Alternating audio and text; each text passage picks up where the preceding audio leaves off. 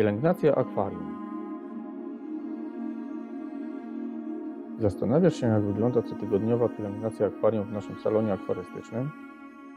W tym filmie przedstawię Wam podstawowe zabiegi, jakie stosuję przy pielęgnowaniu akwarium w stylu naturalnym. Na początek wyłącz takie urządzenie jak filtr, skimmer lub grzałkę. Jeśli masz zamontowany indykator CO2 lub termometr, to jest to dobry moment, żeby wyjąć te akcesoria z akwarium.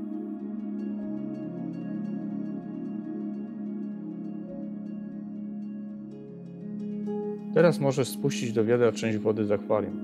Niższy poziom zapobiegnie wychlapowaniu jej w trakcie dalszych prac.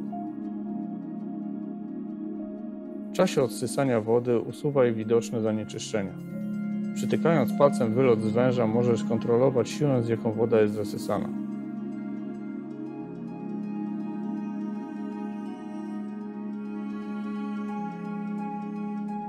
W kolejnym etapie przytnij rośliny. Częste przycinanie roślin trawnikowych zapobiega ich odrywaniu się od podłoża. W przypadku roślin łodygowych kępy będą bardziej kompaktowe i rozkrzewione. Roślinom rozetowym należy usuwać najstarsze zewnętrzne liście. Nie ma powodu, żeby bać się przycinania roślin. W efekcie końcowym poprawi to ich wygląd. Po przycince kontynuuj spuszczanie wody. Jednocześnie usuwaj pływające fragmenty roślin. Odmianę wody należy robić przynajmniej raz w tygodniu, a jej wielkość nie powinna być mniejsza niż 30%. W naszym dojrzewającym akwarium można zobaczyć zielone nitkowe glony. Z tego powodu podmienimy znacznie większą ilość wody. Jeżeli szyby są mocno zapylone glonem, warto wyczyścić je na tym etapie, żeby odessać wraz z wodą jak największą ilość glonów. Nasze szyby są stosunkowo czyste, więc tą czynność wykonamy nieco później.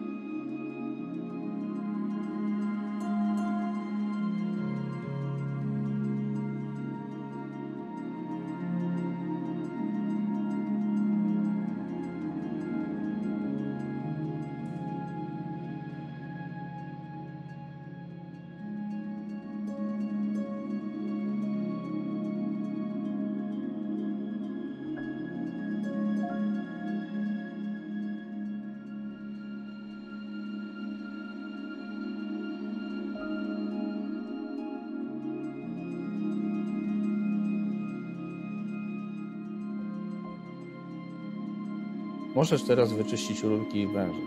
Zdejmij je z akwarium. Jeśli węże są napięte, wypnij je z głowicy filtra.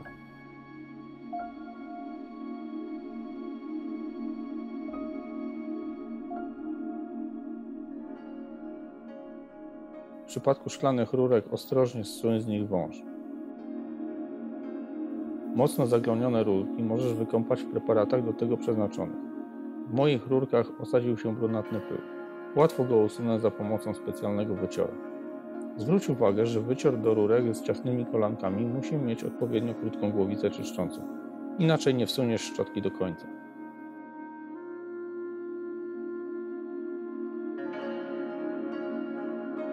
Wyczyszczoną rurkę wypłucz w wiadrze z wodą.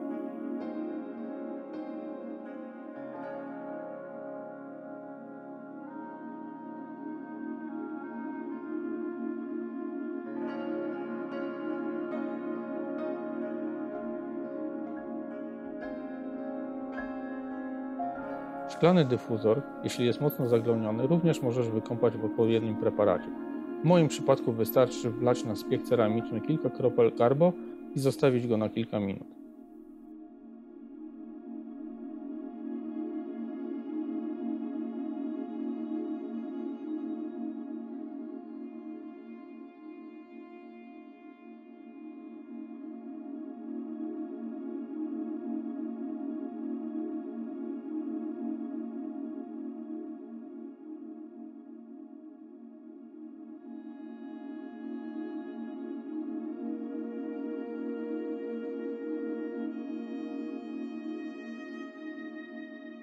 Do czyszczenia szyb możesz użyć ręcznika papierowego, starej karty kredytowej lub specjalnego czyścika.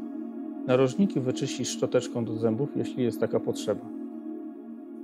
Projektując aranżację, weź pod uwagę późniejsze zabiegi pielęgnacyjne. Zostaw sobie odpowiednio dużo miejsca między szybami a dekoracjami.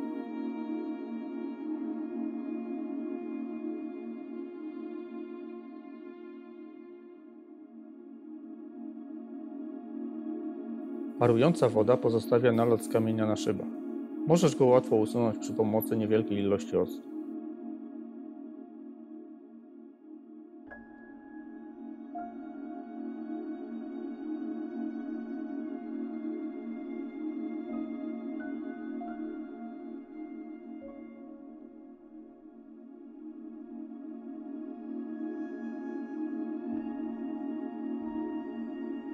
Nie zapomnij wyczyścić węży od filtra.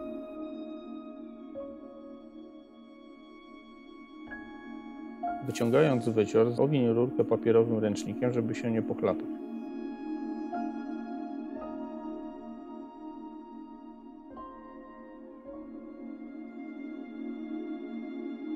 Nigdy nie smaruj wazeliną rurek. Może zakłada się węże znacznie łatwiej, ale także mogą się one samoczynnie zsunąć z rurki.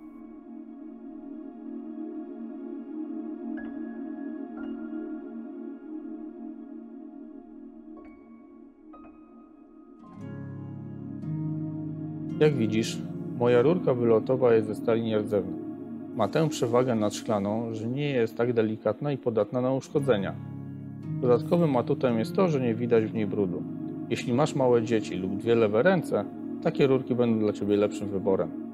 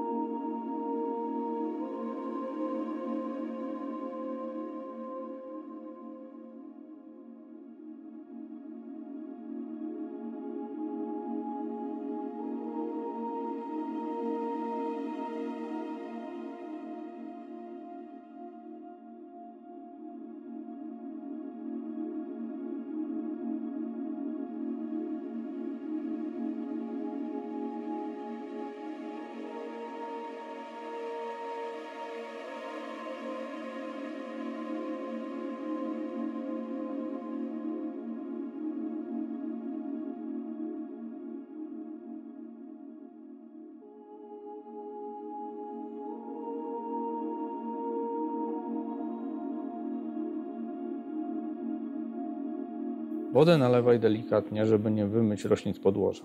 Od Ciebie zależy, czy będziesz to robił z jakiegoś naczynia, czy też prosto z węża podłączonego do kranu. W naszym salonie używamy do podmian wody kranowej.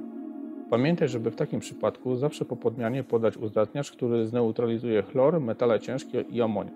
Ja podam Sichem Prime.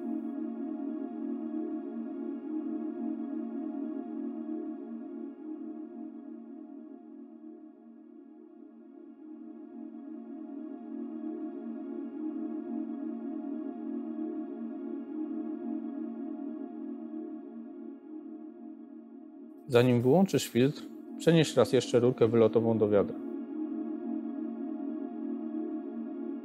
Po czyszczeniu węży znajduje się w nich dużo zanieczyszczeń, które nie powinny dostać się do akwarium. Dlatego pierwszy strumień wody zlej do wiadra.